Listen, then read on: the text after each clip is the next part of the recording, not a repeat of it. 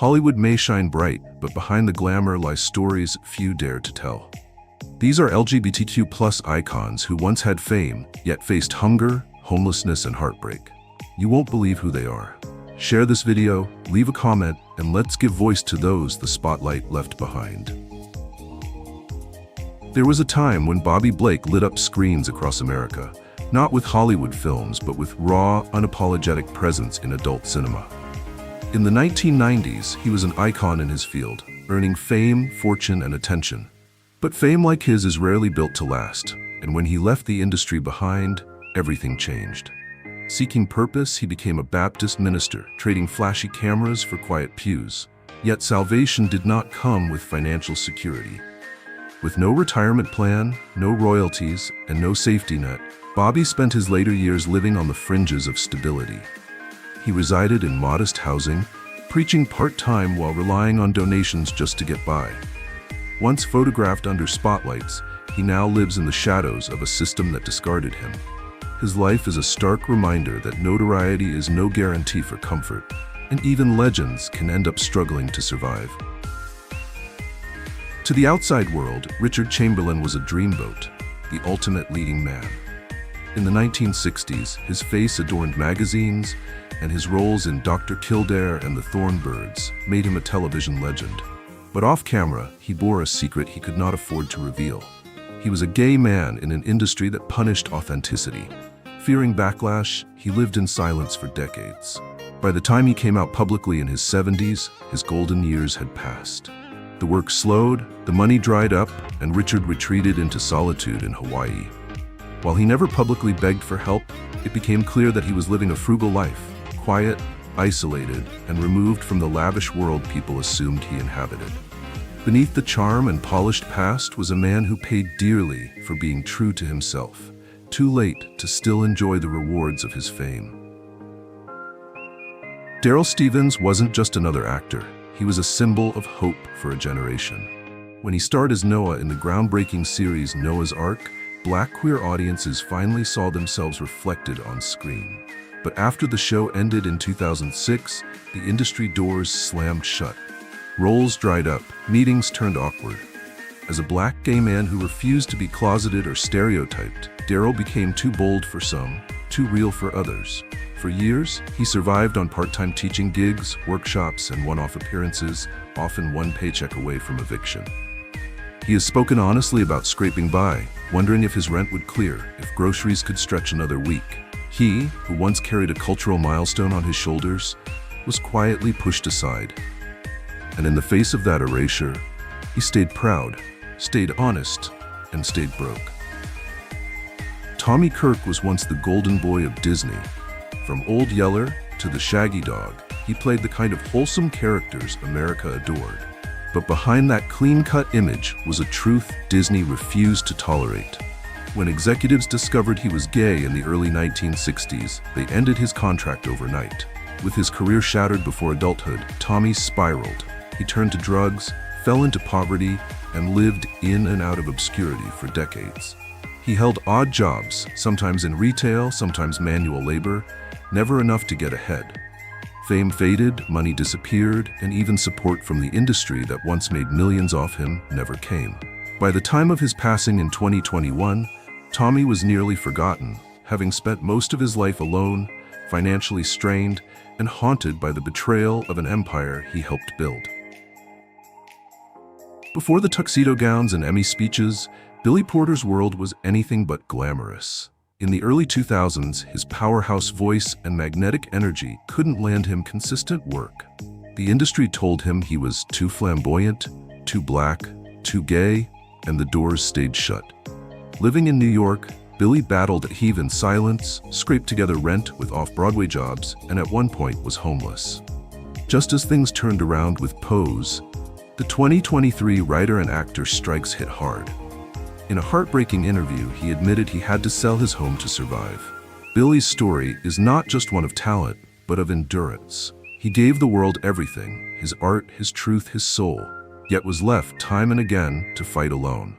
Fame finally found him, but stability, that came at a devastating cost.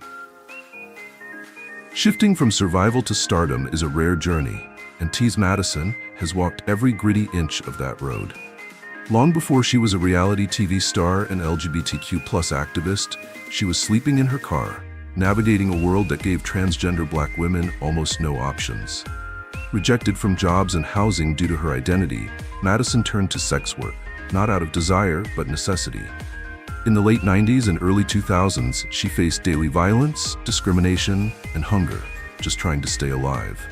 Even as viral fame found her years later, the shadows of poverty never fully lifted. It took more than a decade of fighting to claw her way out, to turn survival into influence. Madison's story is not just about escaping the streets. It is about reclaiming power in a world that once said she deserved none. Alexandra Billings. Alexandra Billings dazzles with wisdom and grace, but behind her elegant poise is a past marked by devastation. In the early 1990s, long before Transparent brought her into the spotlight, she was living on the edge, homeless, battling addiction, and newly diagnosed with HIV. She slept in her car or on borrowed couches, performing in low-paying cabarets to afford meals. Often sick, always exhausted, she refused to give up. She scraped together dignity in a world that offered her none, enduring nights with no food, no heat, no hope. Years passed before she found any footing in the industry, and even now she speaks not from a mountaintop, but from the memory of cold pavement beneath her back. Her fame came late, but her resilience was born early, forged in the fire of absolute desperation. Kevin Aviance once ruled the underground dance floors of New York City, a drag performer, singer, and icon of queer nightlife. But in 2006, everything changed when he was brutally attacked in a hate crime that left his jaw shattered and spirit shaken. The assault did more than break bones. It interrupted his income, derailed performances, and left him isolated with mounting medical bills. The clubs that once cheered for him went silent. Recovery was long, painful, and expensive. He faded from headlines, but not from struggle, spending the following years fighting to stay relevant in an industry that had moved on. Despite his legendary status in the LGBTQ+ scene, Kevin lived modestly, working odd gigs and depending on friends to get by. His light never dimmed, but the world that once embraced it, sadly, turned away when he needed it most. Before becoming a pioneering transgender director behind series like Transparent and Pose, Silas Howard was just trying to survive. In the late 1990s, he lived in the margins, literally, crashing in warehouses, sleeping in his car, and working late-night diner shifts just to eat. He was often invisible in the very world he dreamed of joining. Hollywood had no room for trans storytellers back then, and Silas knew he would have to make that room himself. He filmed his first projects with borrowed cameras and no budget, relying on community favors and sheer will. Even when recognition finally came, the early scars remained. His career now thrives, but it was built on years of hunger, isolation, and an unshakable refusal to quit. Silas did not break into the system. He carved his way through it, one hard-earned step at a time. Daniel Frances made millions laugh as the lovable Damien in Mean Girls, but life after that breakout role was anything but easy. When he came out publicly as gay in 2014, he thought it would open doors. It slammed many shut. Casting calls stopped coming. Studio offers dried up. Between 2015 and 2020, he worked retail jobs, took side gigs, and even considered quitting acting altogether. He spoke candidly about struggling to pay rent, feeling trapped in an industry that celebrated his performance but shunned his truth. The world loved his character, but seemed to forget the man behind it. In public, he smiled. In private, he scraped by. Frances's journey reveals the harsh truth that even success does not always lead to security, especially when you choose to live authentically in a world that still punishes difference. In the early 1990s, Joey Stfano was a star of the adult entertainment world, captivating fans with his striking looks and magnetic presence.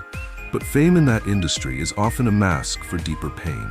And for Joey, the mask cracked early. Raised in a broken home and struggling with his identity, he entered sex work as a teen, hoping for money and meaning. The fame came fast, but so did the drugs. Behind every shoot was a cycle of addiction, loneliness, and exploitation. By 1994, at just 26 years old, Joey was homeless, broke, and sleeping in hotel rooms paid for by others. His final days were a blur of substances and desperation. When he died of an overdose that year, he left behind no fortune, no savings, only the aching memory of a boy who wanted love and found only survival. Quentin Elias once commanded stadiums as the frontman of French boy band Alliage. With his sculpted physique and smooth voice, he became a heartthrob across Europe. But after leaving the group in the early 2000s to chase solo fame, his career slowly unraveled. Rumored to be gay, Quentin faced rejection from the mainstream industry, pushing him into underground modeling and adult entertainment. By 2010, he was living paycheck to paycheck in New York, often relying on small-time gigs and fan donations to get by. Despite an impressive social media presence, his reality was far from glamorous. In 2014, he died alone in his apartment, cause suspected to be a heart attack, though whispers of substance use swirled. His sudden passing exposed a tragic truth. Behind the filtered photos was a man fading, financially and emotionally, long before the world noticed he was gone. Few queer icons embody erotic mystique like Peter Berlin. In the 1970s, he was a sensation, creating, directing, and starring in avant-garde gay films that became cult classics. His image, all long legs and tight denim, was everywhere in the underground scene. But the fame was niche, and with no mainstream support, it brought little financial gain. As time passed, Peter vanished from the spotlight. He lived alone in San Francisco, selling prints of his old photos to survive. Interviews in recent years revealed a man living without retirement, without consistent income, relying on occasional gallery interest or donations. Once a symbol of sexual liberation, Peter aged in isolation, far removed from the world he helped shape. No pensions, no parades, just a quiet room and the memories of a time when he was art itself. Elegant, witty, and bursting with charisma, Nathan Lee Graham lit up every stage he touched. From Broadway to films like Zoolander, his talent was undeniable. But Hollywood is rarely kind to black gay men, no matter how brilliant. Despite standout performances, Nathan found himself constantly overlooked for major roles. While others climbed the A-list, he auditioned relentlessly, often turned down for being too much or too out. Behind the scenes, he lived carefully, budgeting every dollar, taking theater work that barely paid enough to cover expenses. Between 2010 and 2018, he openly admitted to long stretches of instability, where fame brought applause but never a safety net. Through it all, he kept performing, kept shining. But he should not have had to fight so hard just to stay visible in an industry that claimed to love diversity. In a time when being openly gay could ruin a career, Michael Greer dared to live out loud. A trailblazing actor and comedian in the 1960s and 70s, he brought queer characters to life with humor and heart. But Hollywood punished his honesty. After early success in films like The Gay Deceivers, Greer was blacklisted. His roles vanished and his income dried up. For decades, he lived hand-to-mouth, performing in small clubs, working side jobs, and scraping by without health insurance or consistent work. He spent much of the 1980s and 90s in relative poverty, his talent confined to fringe stages. When he passed away in 2002, few headlines marked his death. Yet his courage paved the way for generations to come. Michael's story is one of brilliance met with rejection, and a life that deserved more than silence. To many, Candy Darling was a dream come to life, ethereal, beautiful, and iconic. As one of Andy Warhol's most captivating muses, she lit up the screen in underground films and became a symbol of trans femininity long before it was safe to be so. But her beauty could not protect her from the cruelty of the world. In the early 1970s, as her health declined due to lymphoma, Candy found herself in a cold hospital room, penniless and alone. She had no health insurance, no family support, and no real income. Friends visited when they could, but Hollywood had long turned its back. Her final letters were filled with pain and longing, wishing for a world that had never truly embraced her. When she died in 1974, she left behind no fortune, just an empty bed, and a name that still sparkles in the hearts of those who dare to be different. Larger than life, bold beyond belief, Divine was the goddess of trash cinema. As John Waters' leading muse, she redefined what it meant to be a drag superstar. But for all her cult fame, mainstream acceptance never came. Hollywood saw her as a joke, never a leading lady. Despite starring in hits like Pink Flamingos and Hairspray, Divine struggled financially her entire life. In the 1980s, she toured endlessly just to pay rent, often crashing in low-budget motels and driving hours between gigs. She had just landed a mainstream sitcom role, finally a breakthrough. When she passed away in 1988, she died alone in a hotel, broke and exhausted. The world mourned the loss of a queer icon, but few realized she had spent her final years in economic precarity, fighting every day for a seat at the table that had long excluded her. Bruce Vilanch was the man behind the jokes, penning laughs for Oscar hosts, award shows, and celebrities galore. But even being Hollywood's secret weapon does not guarantee stability. As the media landscape changed in the 2010s, writing gigs became fewer. Talk shows faded, award ratings dropped. Bruce, once booked solid, found himself navigating career droughts. He spoke candidly about struggling to stay afloat in a world that no longer valued his talents the way it once did. Despite decades of contributions, he was left without the financial security many assumed he had. He never complained, always laughed it off. But behind the scenes, he was a man dealing with aging in an industry that worships the new and forgets the brilliant. For someone who made the world laugh, life has not always returned the favor. Lance Loud made history in 1973 as the first openly gay person on American television, thanks to the PBS series An American Family. But trailblazing came at a cost. After the cameras stopped rolling, Lance was typecast, marginalized, and forgotten. His fame turned into a footnote, and his life unraveled. By the late 1980s, he was battling drug addiction and homelessness in New York City. Friends described him as brilliant but unstable, moving from one borrowed couch to another, unable to maintain steady work. His health deteriorated as HIV ravaged his body, and in 2001, he passed away from AIDS-related complications. Lance's legacy is undeniable, but the final years of his life were marked by poverty, neglect, and the painful irony of a pioneer left behind by the very culture he helped create. Born into a family of stars, Alexis Arquette seemed destined for a life of glitz. A talented actress and fearless trans activist, she defied convention at every turn.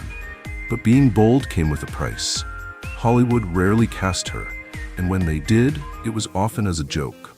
As her health declined in the 2010s due to complications from HIV, so did her financial stability. Without steady work or insurance, she relied on her famous siblings and close friends to cover basic needs. Her final years were filled with quiet suffering, often shielded from the public eye. She passed away in 2016 at just 47 years old. Her brilliance dimmed by a world that never quite knew what to do with her. Her passing was mourned, yes, but the struggles she endured deserved more attention than they ever received. Fame fades, but their courage remains. These stories remind us that being seen does not always mean being safe. Thank you for watching. Please subscribe to support more real, raw LGBTQ+ stories. Your voice helps us keep theirs alive.